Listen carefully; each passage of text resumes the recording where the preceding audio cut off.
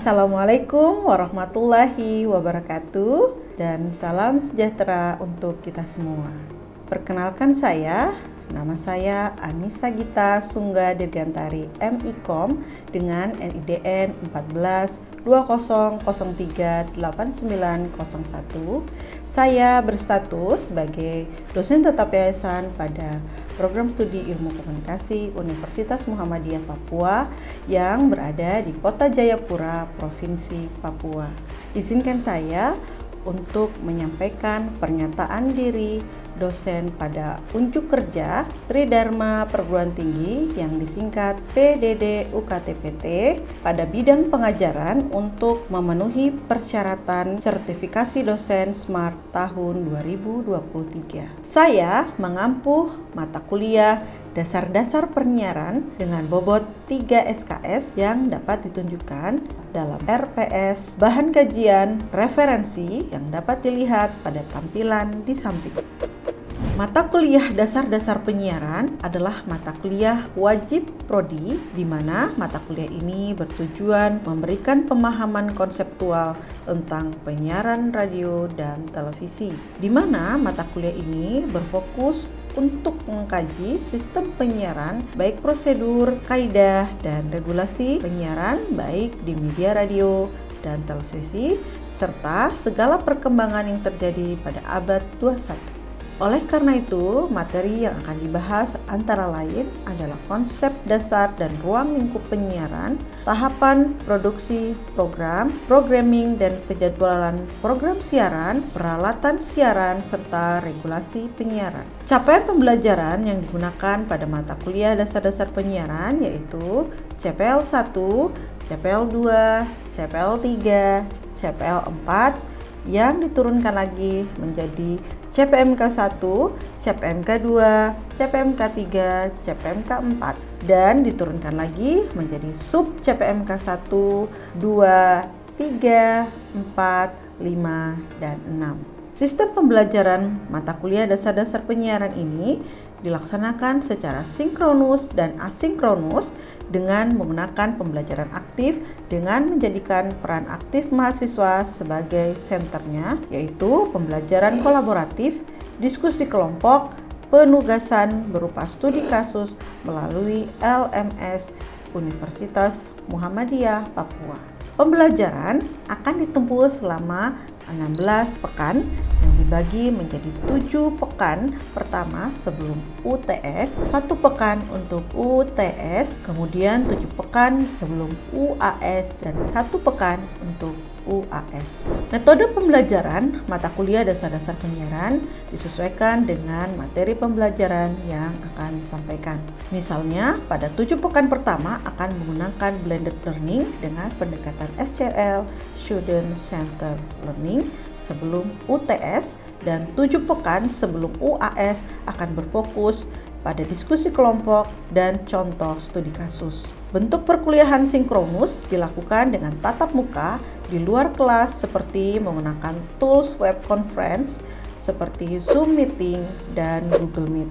Sedangkan bentuk perkuliahan secara asinkronus menggunakan WA Group dan atau forum diskusi LMS yang disingkat SIAKAD, Sistem Informasi Akademik, untuk memfasilitasi mahasiswa dalam berdiskusi perihal mata kuliah dasar-dasar penyiaran dan penugasan baik secara mandiri maupun secara berkelompok di SIAKAD.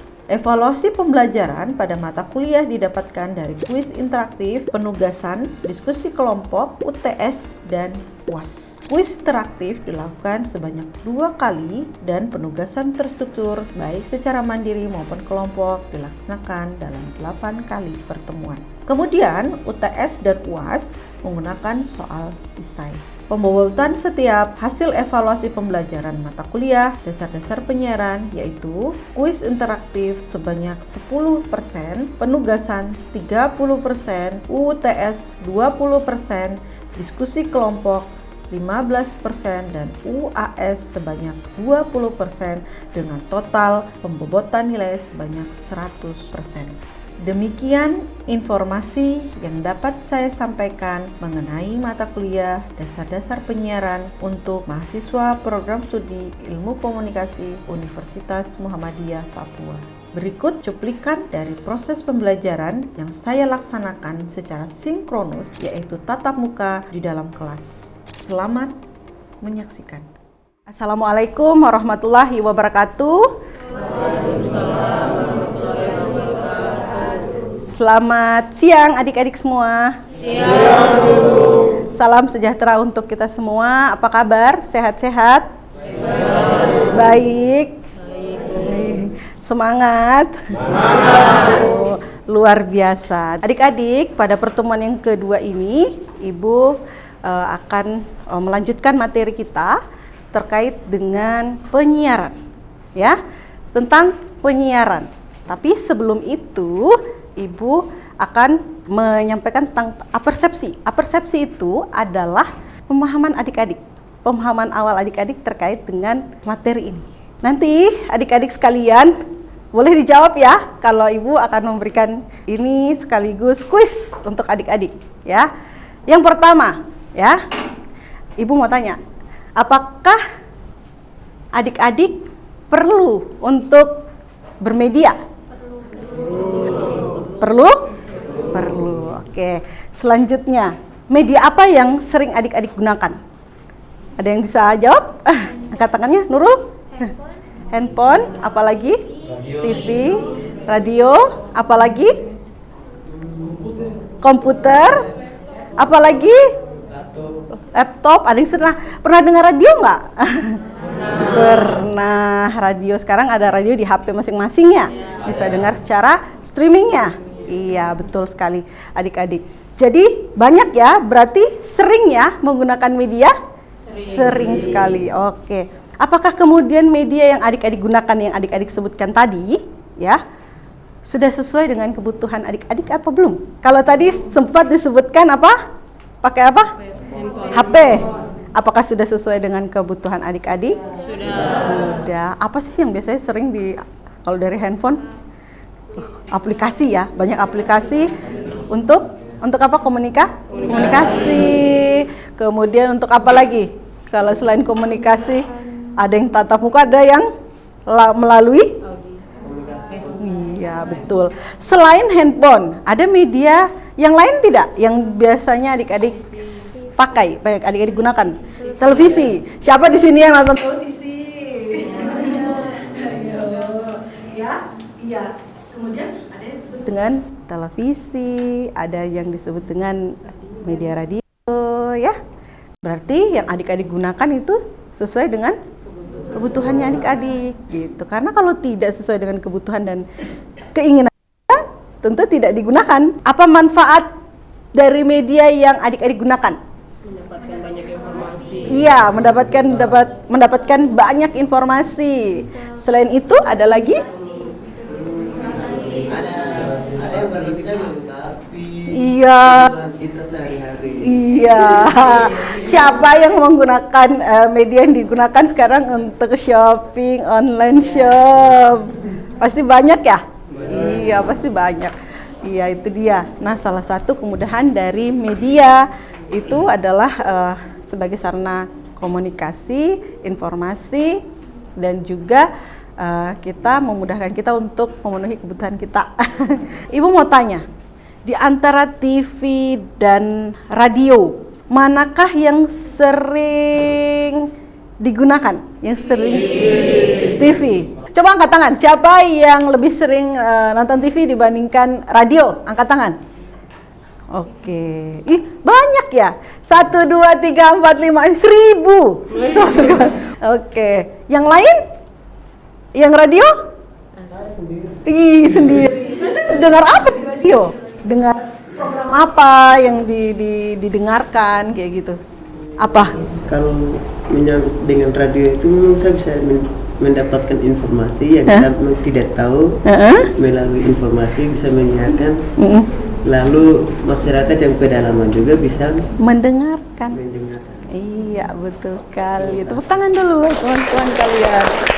Baru sekarang lihat dengar radionya di mana? Apakah membawa radio? Kalau zaman dulu radionya besar-besar adik-adik. Wah, orang tua dulu ya. Itu radionya besar-besar. Kalau sekarang bahkan di tahun, Ibu masih ingat dulu waktu di tahun zaman masih sekolah dulu ya, tahun berapa ya. Itu Ibu kalau mau dengar radio, Ibu harus cari dulu tempat ada sinyalnya. Jadi saya harus tarik dulu, naik ke atas. HP-nya tuh taruh dulu di atas begini. Supaya apa? Supaya ada dia punya sinyal, supaya kedengaran. Itu pun masih bunyi semut. Kalau sekarang itu berbasis digitalisasi. Kenapa? Enak sekali, lewat remote bisa nonton TV, ya. Radio tinggal pencet salurannya saluran berapa, nama radionya apa, saya mau dengar apa. Kalau orang tua dulu malah pakai baterai, ya. Pakai baterai, taruh baterai dulu, baru bisa dengar, bisa keluar suaranya, gitu ya. Jadi adik-adik bersyukurlah sudah ada di zaman sekarang ini yang serba, iya, jadi serba mudah, serba ada ya, dan lebih canggih, gitu ya. Nah, tadi kalau Ibu sebutkan radio, televisi, dan kaitannya dengan penyiaran. Apa sih itu penyiaran? Iya, Nurul. Silahkan. Penyiaran itu merupakan proses komunikasi suatu titik ke audiens. Suatu proses pengiriman informasi atau isi pesan dari seseorang atau produser atau masyarakat melalui proses pemancaran gelombang elektromagnetik atau gelombang yang lebih tinggi. Proses ini dapat berupa siaran radio ataupun televisi. Televisi, iya, oke, good. Terima kasih, Nurul. Ada lagi yang lain? Oh, Michelle, bagaimana? Apa itu penyiaran? Pendistribusian muatan audio atau video kepada pemirsa yang tersebar melalui berbagai medium komunikasi massa, namun hanya menggunakan spektrum elektromagnetik dalam suatu model satu untuk banyak. Satu untuk banyak. Oke, dipahami ya sambil dengar. Ada lagi tidak? Satu lagi yang berani. Oke, kakak satu lagi. Apa itu? Penyiaran merupakan kegiatan penyeluruhan siaran melalui sarana pemancar dan sarana transmisi menggunakan spektrum frekuensi radio, sinyal radio yang berbentuk gelombang elektromagnetik yang merambat melalui udara, kabel dan atau media lainnya untuk dapat diterima secara serentak dan bersama. Secara serentak dan bersamaan, ya, kata kuncinya serentak dan bersamaan. Dia merupakan gelombang elektromagnetik. Siapa yang kalau lihat televisi, ini mana ya? Dari mana ada gambarnya? Ada yang begitu? Ini duduk di belakang, ini mana dia punya gambar gitu. Kenapa adik-adik? Kenapa bisa ada gambarnya? Karena tadi ya, ada gelombang elektromagnetik yang kemudian bisa memancarkan siaran itu, yang secara bersamaan diterima. Siapa yang punya siaran beda sendiri di rumah? Nonton siaran televisi sendiri, lain sendiri. Ada? Tidak ya, kecuali adik-adik punya channel sendiri kayak gitu ya. Dan hampir televisi, TV publik ya, ada TV swasta, TV publik, siaran publik itu TVRI, RRI, sedangkan TV swasta banyak ya adik-adik bisa sebutkan sendiri apa saja. Iya, apalagi? Iya, global dan lain-lain gitu ya. Banyak, sekarang sudah banyak. Oke, dan banyak TV lokal ya. Adik-adik, digitalization broadcasting era ini dalam dunia penyiaran adalah dunia yang sebenarnya menarik sekali kalau untuk dibahas, untuk dibicarakan. Kenapa? Karena banyak ya, dan kegiatannya menjadi salah satu hal yang menyatu dengan aktivitas kita dalam keseharian ya. Apa yang disiarkan itu merupakan realitas kita dalam kehidupan kita sehari-hari gitu ya. Makanya yang ditampilkan di radio gitu ya. Kemudian seiring dengan kemajuan teknologi ya, ada yang disebut dengan dari analog ke era digitalisasi. Nah, secara umum media massa memiliki fungsi ya adik-adik. Media massa itu memiliki fungsi. siaran media massa disebut dengan media massa karena media yang banyak digunakan. Kemarin sempat Ibu bahas ya, terkait dengan apa itu media massa. Ada yang disebut dengan media cetak, ada yang disebut dengan media televisi, ya. Media konvensional adalah media yang banyak digunakan, kayak gitu ya. Fungsinya sebagai hiburan. Adik-adik nonton TV, dengar radio, ada hiburannya tidak? Ada musiknya tidak? Ada, gitu ya. Itu menghibur sekali. Ada juga sebagai fungsinya sebagai pendidik dari informasi yang tidak kita tahu, jadi tahu gitu, dan bersifat informatif gitu ya. Menurut Dennis McQuail ya, bahwa media massa sebagian besar memiliki sifat-sifat yang negatif image-nya, tapi juga ada banyak juga positif image-nya, tergantung kita masing-masing ya yang menerimanya. Nah, dewasa ini perkembangan media massa menjadi salah satu arus utama dalam sumber informasi kita sehari-hari. Menurut Undang-Undang Nomor 40 Tahun 1999 ya tentang pers, bahwa fungsi dari media massa yang pertama to inform, memberikan informasi. Yang kedua to educate, yang artinya mendidik. Yang ketiga to entertain, yang artinya menghibur. Yang terakhir, yang keempat, social control atau sebagai pengawas sosial di masyarakat ya. Nah, menurut leksikon komunikasi ya, bahwa media massa adalah sarana penyampaian pesan yang berhubungan langsung dengan masyarakat luas. Misalnya radio ya, televisi, dan surat kabar. Nah, apalagi nama lainnya dari surat kabar? Koran ya. Ya. Nah, yang termasuk media massa itu surat kabar, majalah, radio, televisi, dan film. Kelima media massa itu dalam literatur lama dikenal dengan sebutan the Big Five of Mass Media atau 5 besar media massa yang banyak digunakan. Kini, sekarang ini ditambah lagi jadi 6. The Big Five itu berubah menjadi the Big Six of Mass Media dengan hadirnya internet yang banyak sekarang adik-adik gunakan ya. Nah, sejarah perkembangan dari media penyiaran ini pun panjang adik-adik. Jadi penyiaran atau broadcasting menurut Wahyudi adalah keseluruhan proses penyampaian siaran yang dimulai dari penyiapan materi produksi, dari proses produksi, penyiapan bahan siaran, kemudian pemancaran sampai dengan penerima siaran tersebut oleh pendengar atau pemirsa. Jadi bukan prosesnya itu bukan yang kita adik-adik terima saja di rumah gitu, ketika nanti dengar langsung oh sudah bagus, oh ini menarik gitu. Tapi dari kesemua itu masih proses tuh panjang ya. Kemudian perkembangan dari media massa. Yang pertama yaitu surat kabar dan majalah. Itu abad 18. Siapa yang sudah lahir di abad 18? Penemuan mesin cetak waktu itu oleh Gutenberg yang mengawali lahirnya surat kabar gitu ya. Kemudian yang kedua, abad ke-20 baru munculnya radio dan televisi gitu ya. Kemudian baru munculnya internet. Nah, internet itulah yang disebut dengan penyiaran atau new media. Media baru. Disebut dengan media baru kenapa? Karena dia baru muncul gitu ya, yang paling baru. Nah, radio industri milestone. Jadi sudah perkembangan radio ini panjang ya, dari tahun 1922 ya. Dulu namanya adalah AM atau amplitude modulation. Kalau sekarang ini yang banyak digunakan adalah FM atau frequency modulation. Good. Frequency modulation yang banyak digunakan sekarang ini. Kalau AM itu ciri khasnya adalah ketika ada bangunan baru, siarannya, channelnya itu tidak terdengar sampai ke sebelah. Kalau terhalang maka itu sulit untuk tembus dapat informasi. Kita bisa dengar radio itu kalau terhalang gunung, terang itu kita nggak bisa dengar. Nah, kalau sekarang yang disebut dengan FM atau frequency modulation yang banyak digunakan sekarang ini, dia tidak mengganggu karena jaringannya itu bergelombang. AM itu kalau ada bangunan dia begini, dia nggak bisa tembus. Nah, kalau FM tuh bisa begini, gitu ya.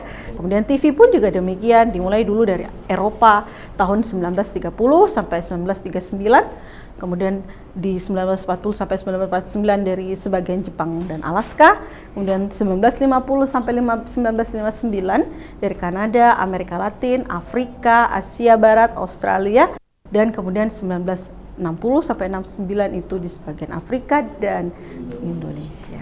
Nah, Siapa yang masih punya? Mungkin dia punya tetekan ini yang masih punya. Dulu radionya ya, zaman dahulu kala. Nah, kalau sudah lebih simpel, karena apa? Ada LCD, sekarang TV-nya lebih slim. Ya, adik-adik, ini contoh dari televisi dan radio yang digunakan. Kemudian, jurnalistik penyiaran adalah kegiatan menghimpun berita, mencari fakta, dan melaporkan peristiwa melalui media penyiaran yang disebut dengan jurnalistik penyiaran. Siapa yang masih ingat kemarin mata kuliah jurnalistik ya? Iya, karena salah satu produk dari jurnalistik adalah berita, gitu ya. Nah, ada jenis-jenis media penyiaran berdasarkan format siaran. Yang pertama, ada yang disebut dengan media penyiaran pendidikan, ya. Media penyiaran pendidikan, yang kedua media penyiaran berita, yang ketiga media penyiaran hiburan, dan media penyiaran umum. Kemudian jenis yang berdasarkan sumber pendanaan itu ada yang disebut dengan media penyiaran publik, media penyiaran swasta, dan media penyiaran komunitas, gitu ya, ada 3. Kemudian lanjut, jenis-jenis media penyiaran berdasarkan cakupan layanan. Ada yang disebut dengan media penyiaran lokal, regional, kemudian nasional, dan internasional. Kemudian jenis media penyiaran berdasarkan fungsi dalam jaringan, yaitu media penyiaran induk dan media penyiaran relay. Kemudian jenis media penyiaran berdasarkan kelas dan jaringan nasional. Jadi ada media penyiaran kelas A, ada media penyiaran kelas B, ada media penyiaran kelas C. Ada diatur dalam Undang-Undang Penyiaran ya. Nah, media penyiaran menurut Undang-Undang Nomor 2 tentang Penyiaran yang pertama disebut dengan LPP atau Lembaga Penyiaran Publik, RRI dan TVRI. Hampir di semua tempat, di semua daerah itu punya media penyiaran publik RRI. Contohnya kalau di Papua ada ya, TVRI. Kemudian ada yang disebut dengan lembaga penyiaran swasta. TV swasta banyak adik-adik. Ayo mau disebut banyak. Ya, banyak sekali. Metro, terus Net ya. Yang paling baru itu Net gitu ya, Net TV. Kemudian ada juga lembaga penyiaran komunitas. Hanya komunitas saja. Kemudian lembaga penyiaran yang berlangganan. Ini cukup banyak sekarang. Ada yang indie-indie, ya, itu yang berlangganan gitu ya. Itu yang langganan atau TV kabel. Kemudian nah, ini dia. Media cetak versus radio versus televisi. Tapi ini bukan untuk di tandem ya, untuk dilawan bukan ya. Karena masing-masing media itu memiliki karakteristiknya masing-masing, punya kelebihannya dan kekurangannya. Oke, adik-adik sekalian, untuk menutup ini, Ibu akan memberikan adik-adik tugas untuk minggu depan ya, terkait dengan apa kelebihannya dari media cetak ke radio, televisi. Ya. Ya, kelebihan kekurangannya boleh ya. Lihat sepintas apa bedanya TV sama radio. Ada yang bisa dilihat gambarnya. Iya, bisa dilihat gambarnya. Kalau radio? Cuma mendengar. Bisa didengar suaranya. Ukurannya kalau ukurannya TV lebih besar. Iya, radio lebih kecil. Ini sebagai contoh saja untuk nanti adik-adik bisa isi ya. Jadi banyak ya adik-adik ya. Nanti tulis tangan saja ya. Oke. Paham ya adik-adik semuanya? Oke, ada yang mau bertanya? Kenapa sampai kalau HP-nya tidak, kalau radio bisa putar di tempat yang tidak ada jaringan, kalau HP-nya tidak bisa digunakan itu?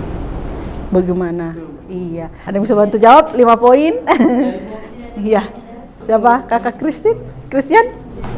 Kalau radio dia menggunakan sinyal radio, kalau HP dia menggunakan jaringan. Iya, jaringan internet. Sehingga kalau tidak ada jaringan internetnya bisa dengar atau tidak? Tidak. Kalau teman tadi maksud kenapa di tempat misalnya di kampung terpencil, tempat HP tidak bisa, tapi radio bisa. Karena mungkin kampung tersebut mungkin jaringannya belum ada. Iya, bisa jadi karena jaringannya belum akses. Nanti mungkin ke depan ya adik-adik yang mungkin daerah yang masih belum, mudah-mudahan nanti ke depan adik-adik sekalian bisa menikmati gitu ya, menjadi perhatian bagi pemerintah, bagi kita semua. Seperti itu ya, adik. Jelas ya? Terima kasih Kakak Oktavianus gitu. Adik-adik, Ibu cukupkan dulu untuk pertemuan kita pada hari ini ya. Materinya akan Ibu kirimkan, adik-adik bisa baca kembali ya, bisa dipahami kembali. Kemudian kita jumpa lagi di pertemuan minggu depan. Terima kasih atas perhatiannya adik-adik. Terima kasih untuk tetap semangat dalam mata kuliah dasar-dasar penyiaran. Insya Allah kita jumpa lagi di minggu depan. Jaga kesehatan semuanya. Ibu mohon maaf apabila ada hal-hal yang kurang berkenan. Wabillahi taufiq wal hidayah. Wassalamualaikum warahmatullahi wabarakatuh. Waalaikumsalam warahmatullahi wabarakatuh. Selamat sore semuanya. Terima kasih. Demikian deskripsi singkat serta cuplikan proses pembelajaran dari mata kuliah dasar-dasar penyiaran yang saya ampu pada semester ini. Semoga dapat memberikan gambaran mengenai kinerja pengajaran saya, khususnya pada mata kuliah dasar-dasar penyiaran dari program studi S1 Ilmu Komunikasi Universitas Muhammadiyah Papua. Saya mengucapkan terima kasih kepada seluruh tim penilai dan panitia sertifikasi Smart Dosen tahun 2023, khususnya Direktorat Sumber Daya, Dirjen Dikti dan Ristek Kemendikbud Ristek Indonesia.